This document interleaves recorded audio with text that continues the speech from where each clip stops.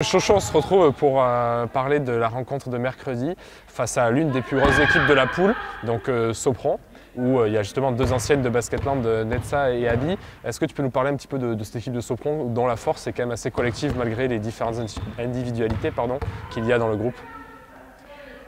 Pour moi, n'oubliez pas Gabby Williams. Maintenant, toutes les Françaises connaissent Gabby Williams. Elle est française. Et, tu sais, l'année dernière, elle est le meilleur défenseur au Euroleague. Mais aussi, quand elle marque le panier facile, le jeu c'est très facile pour Sopron. Et c'est une bonne équipe qui joue très collectif.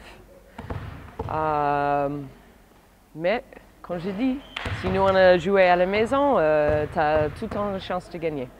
Et alors, donc, tu nous as parlé de Gabby Williams, il y a aussi pas mal d'autres éléments. Il y a par exemple Brian January qui mène le jeu.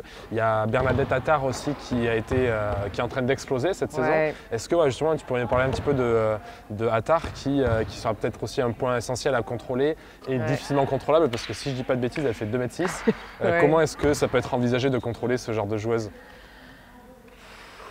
À 2,6 m, non, c'est difficile de contrôler.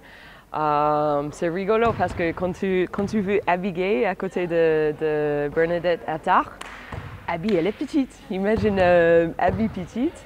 Mais non, c'est juste, c'est pas contrôlé, mais si nous on a joué la défense avant, peut-être trappe la balle un peu plus dehors de la raquette pour faire un tir un peu plus difficile pour elle. Mais comme tu dis, cette année, tu sais, je regarde Attard depuis quelques années maintenant, mais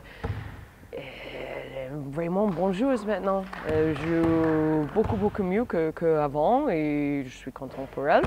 Et elle progresse beaucoup, le titre extérieur à côté de le panier, elle est dure.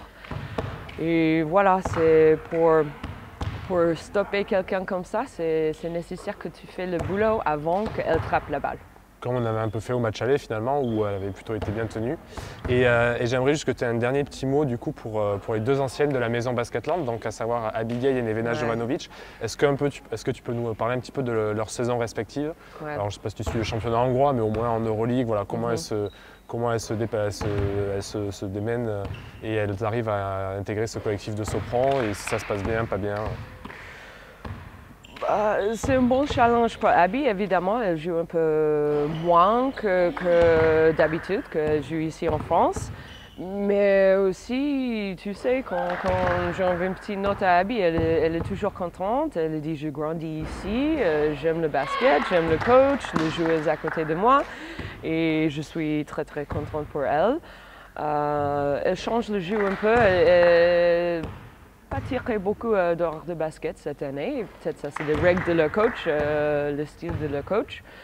Mais oui, tu sais, Sopron c'est une équipe qui peut-être joue le final pour Euroleague. Et c'est très cool pour Netsa et Abby de jouer dans un plus gros club que Basketland. Et oui, je suis contente pour les deux. Merci. Merci.